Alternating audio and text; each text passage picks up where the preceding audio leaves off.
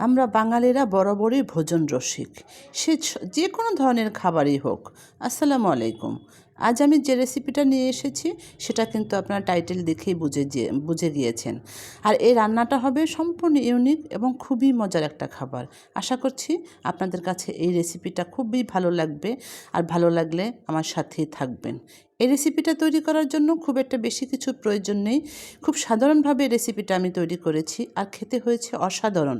যদি আপনারা একবার বানিয়ে বাসায় ট্রাই করেন, সেক্ষেত্রে আমার মতো কয়েক ঘন্টার ডিস্টেন্সে কিন্তু আপনাকে দুইবার তৈরি করতে হবে। আমার বাসায় আমি যেটা করেছি, প্রথমে একবার তৈরি করেছি, সেটার স্বাদ এতই ভালো লেগেছে এবং সেটা এতই মজা করে খেয়েছে, কয়েক ঘন্টার ডিস্টেন্সে আমাকে আরেকবার তৈরি করতে হয়েছে। তাই বলবো, যদি আপনি এটা তৈরি করেন সেক্ষেত্রে একটু বেশি করেই তৈরি করে নেবেন।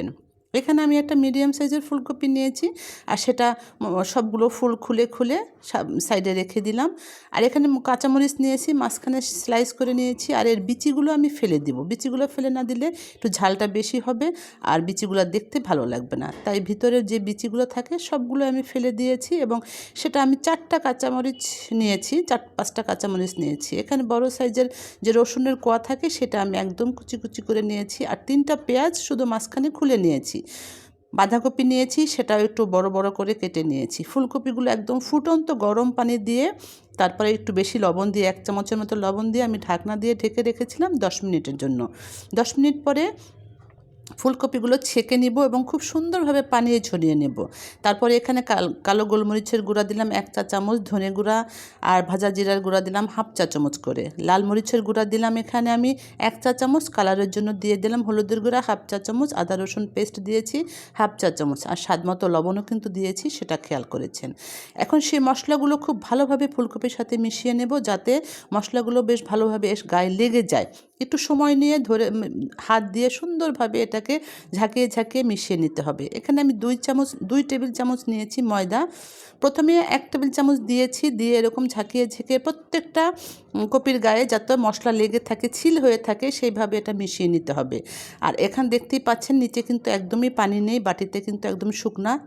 তাই আমি এখানে হাত দিয়ে সামান্য একটু পানি দিয়েছি, যাতে একটু সফট হয়, কারণ আমাকে বাকি ময়দাটুকু এখানে দিতে হবে। তা না হলে উপরের প্রলেপটা ভালো হবে না, শুধু উপর থেকে ফুলকপিটা ভাজা হয়ে যাবে, সেটা দেখতেও ভালো লাগবে না, খেতেও ভালো লাগবে না। তাই সামান্য পানি দিয়ে যখন একটু ভিজা হয়ে গেছে, তখন আমি বাকি ময়দাটুকু এখানে দিয়ে দিয়েছি। চাইলে কিন্তু আপনি আটা দিয়েও করতে পারেন, আর চালের গুঁড়ো দিয়েও করতে পারেন, তবে চালের গুঁড়ো দিলে খুব বেশি মুচমুচে হয়, সেটা কিন্তু এই রান্নার জন্য প্রযোজ্য না।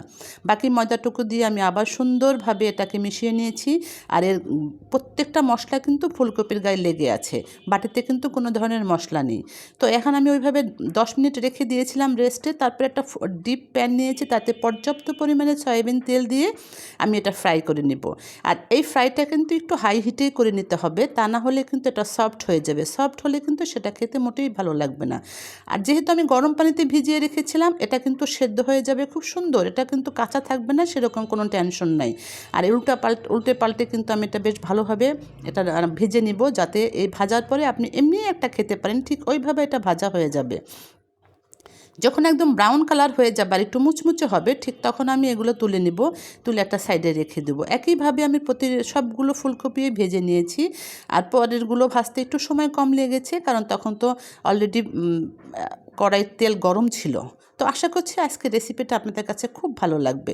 ভালো লাগলে আমার চ্যানেলটি সাবস্ক্রাইব করে দিবেন, আর নিয়মিত আমার সাথেই থাকবেন। আর আমার এই ইউনিক রেসিপিটা আপনাদের কাছে কেমন, কমেন্ট সেকশনে জানিয়ে দিবেন। সেই ভাজার তেল ছিল, সেখানে আমি রসুন দিয়েছি আর কাঁচামরিচ ভেজে নিয়েছি। একে একে সেই পেঁয়াজের স্লাইস করা সেটা দিয়ে দিলাম, বাঁধাকপিও দিয়ে দিলাম, আর দিয়েছি পেঁয়াজ পাতা। এগুলো কিন্তু আমি একদম সফট করব না, এগুলো একটু ক্রাঞ্চিনেস থেকে থাকবে, ঠিক ওইভাবে ভেজে নিব। আমরা সবাই খেয়াল করি, রেস্টুরেন্টে যখন আমরা কোনো সিজলিং খাই, তখন কিন্তু একটা মাংসের পাশাপাশি একটা ক্রাঞ্চিনেস ফিল করি। ঠিক এইগুলোর জন্যই কিন্তু আমি এখানে এই বাঁধাকপি আর পেঁয়াজ দিয়েছি। যখন হালকাভাবে সফট হয়ে যাবে, তখন আমি দিয়ে দিলাম এখানে 1/2 কাপ সুইট চিলি সস, আর দিয়ে দিলাম টমেটো সস, সেটাও 1/2 কাপ দিয়েছি। এখন এটা বেশ ভালোভাবে মিশিয়ে নেব। মিশিয়ে নিয়ে যখন দেখলাম যে এটা একটু কম হয়ে যাবে, হয়তো আমার কাছে পরবর্তীতে আরও একটু এখানে টমেটো সস বা চিলি সস দুটোই অ্যাড করতে হবে, তাও প্রথম দিকে আমি মিশিয়ে নিয়েছি। মিশিয়ে নিয়ে যখন আমি ফুলকপিটা এর ভিতরে আমি দিয়ে দিলাম, দিয়ে দেওয়ার পরে বেশ ভালোভাবে মিশিয়ে নিয়েছি। আর এখন কিন্তু চুলার আঁচটা একদম কমিয়ে দিয়েছি, কারণ যখনই সস ইউজ করা হয় তারপর থেকে হাই হিটে রান্না করলে সসটা পড়ে যায় আর কালার আর টেস্ট দুটোই নষ্ট হয়ে যায়।